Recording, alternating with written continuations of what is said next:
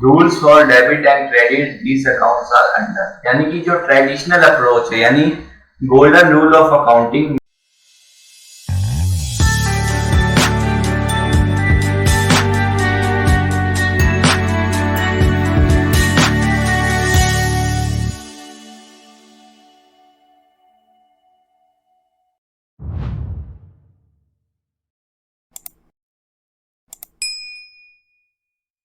मैं आज आपको बताने वाला हूँ गोल्डन रूल ऑफ अकाउंटिंग के रूल्स, यानी कि जिन रूल से हम डेबिट और क्रेडिट करते हैं उनके आपको रूल बताने वाला हूँ, जिसे हम गोल्डन रूल ऑफ अकाउंटिंग भी कहते हैं, जिसे हम ट्रेडिशनल अप्रोच भी कहते हैं।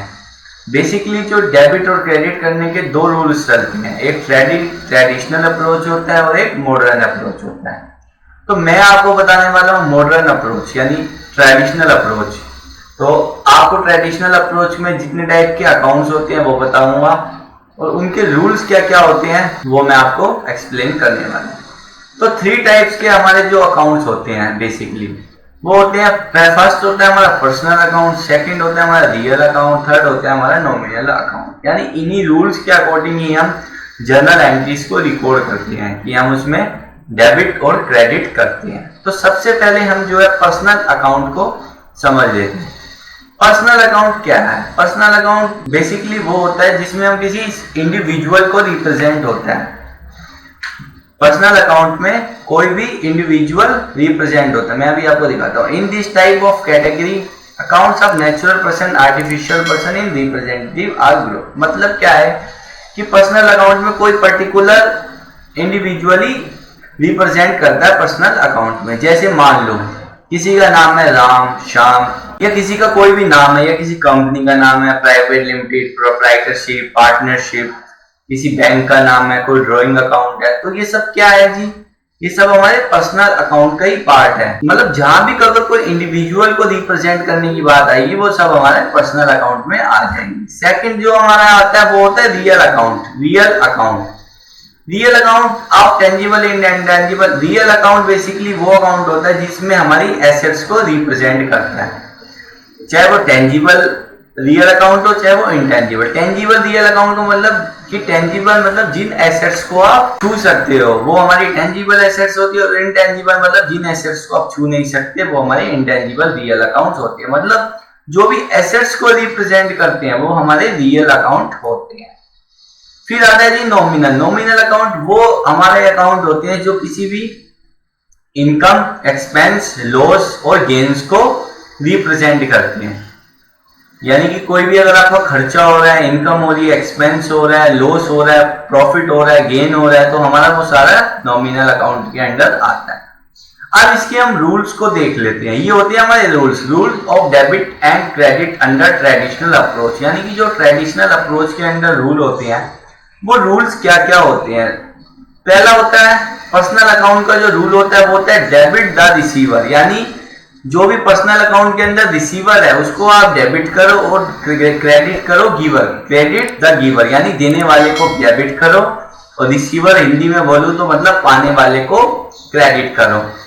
जो रियल अकाउंट का हमारा रूल होता है वो होता है what comes in debit, and credit का होता है व्हाट गोस आउट।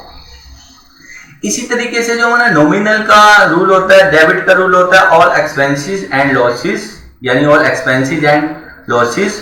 और क्रेडिट का जो हमारा रूल होता है वो होता है ऑल इनकम एंड गेन्स। तो ये हमारे होते हैं रूल्स। इन्हीं के अकॉर्डिंग ही हम जनरल एंट्रीज को रिकॉर्ड करते हैं। तो जैसे मान लो यहाँ कुछ एंट्री भी दे रखी है। देखो, a cheque of 5000 was paid to Harish. आपने हरीश को 5000 रुपए का चेक इशू करा है। तो देखो हरीश यानी कि ये किसी का नेम आ गया, तो आपको पता है हरीश क्या हो गया जी? हमारा पर्सनल अकाउंट। अब आपको ये देखना है हरीश रिसीवर है या गिवर है। मान लो आपने 5000 रुपए अगर हरीश को दिए हैं तो हरीश कौन हुआ? हरीश आपका रिसीवर हुआ, यानी 5000 रुपए रिसीव कर रहा है और आप उसे 5000 रुपए दे रहे हो बैंक से।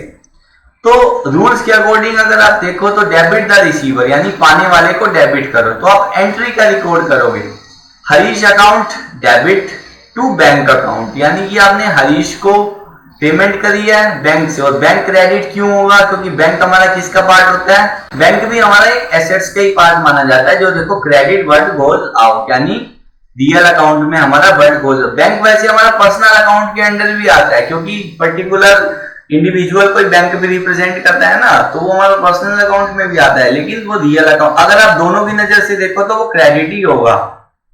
व्हाट गोज आउट अगर आप पर्सनल के अकॉर्डिंग देखो तो credit the giver.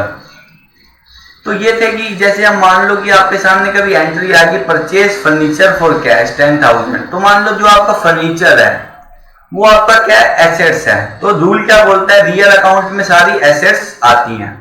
What comes in debit and what goes out, यानी कि व्यापार में आने वाली वस्तु को डेबिट करो और जाने वाली वस्तु को क्रेडिट करो। तो आपके बिजनेस में फर्नीचर आ रहा है तो आपकी जो एंट्री रिकॉर्ड होगी वो होगी furniture account debit to cash account, यानी फर्नीचर आपके बिजनेस में आ रहा है, इन हो रहा है, तो फर्नीचर अकाउंट हमारा डेबिट होगा।